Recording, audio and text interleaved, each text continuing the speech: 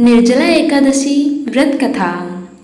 भीमसेन व्यास जी से कहने लगे, हे पितामह, भ्राता युधिष्ठिर, माता कुंती, द्रौपदी, अर्जुन, नकुल और सहदेव आदि सब एकादशी का व्रत करने को कहते हैं, परंतु महाराज मैं उनसे कहता हूँ कि भाई मैं भगवान की शक्ति पूजा आदि तो कर सकता हूँ, दान भी दे सकता हूँ, परंतु भोजन के बिना नहीं रह सकता।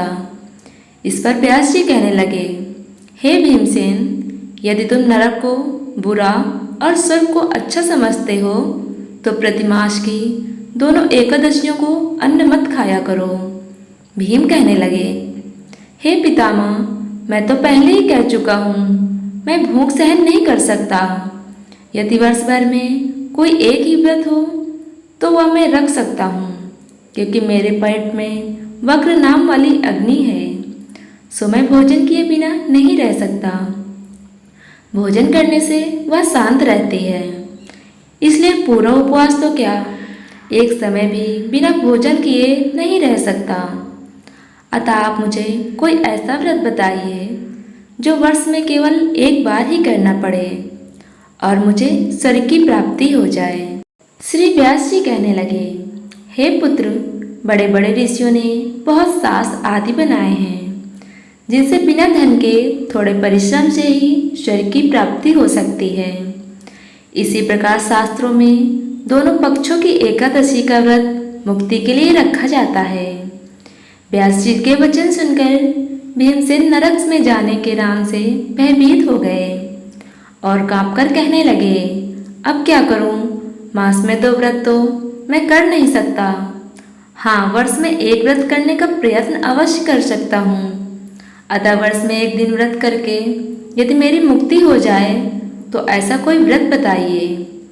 यह सुनकर व्यास जी कहने लगे, ऋषभ और मिथुन की संक्रांति के बीच ज्येष्ठ मास के शुक्ल पक्ष की जो एकादशी आती है उसका नाम निर्जला है। तुम उस एकादशी का व्रत करो। इस एकादशी के व्रत में स्नान और आचमन के सिवा जल वर्जित है। आचमन में 6 मासे से अधिक जल नहीं होना चाहिए, अन्यथा वह मद्यपान के सदृश हो जाता है।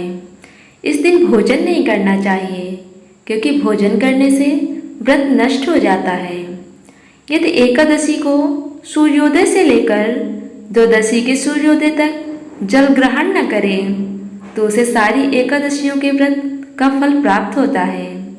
द्वादशी को सूर्योदय से पहले उठकर स्नान आदि करके ब्राह्मणों का दान आदि देना चाहिए। इसके पश्चात भूखे और सत्पात्र ब्राह्मण को भोजन कराकर फिर आप भोजन कर लेना चाहिए।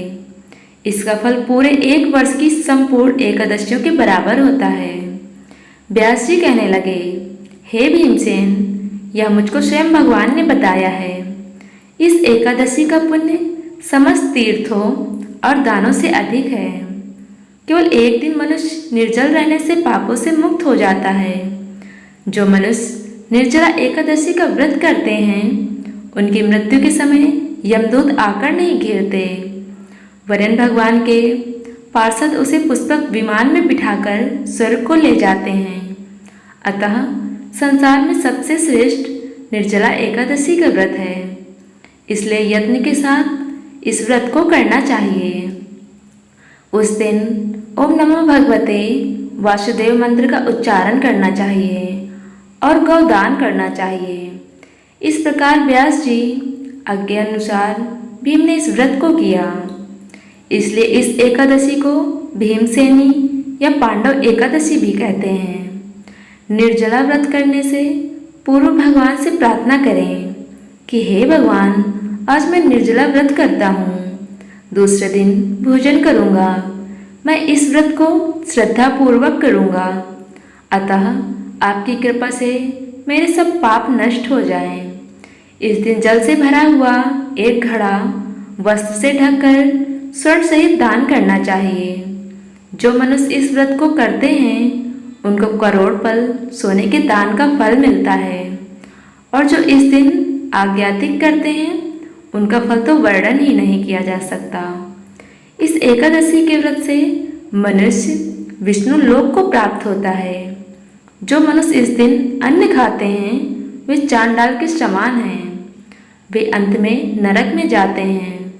जिसने निर्जला एकादशी का व्रत किया है वह चाहे ब्रह्म हत्यारा हो, मद्यपान करता हो, चोरी की हो या गुरु के साथ द्वेष किया हो, मगर इस व्रत के प्रभाव से स्वर्ग जाता है।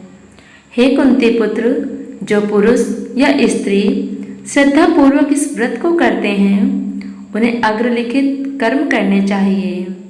प्रथम भगवान का पूजन, फिर गौदान, ब्राह्मणों को मिष्ठान व दक्षिणी देनी चाहिए तथा जल से भरे कलश का दान अवश्य करना चाहिए।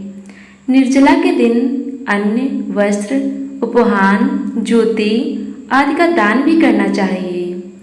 जो मनुष्य भक्तिपूर्वक इस कथा को पढ़ते या सुनते हैं उन्हें निश्चय ही स्वर्ग की प्राप्ति होती है।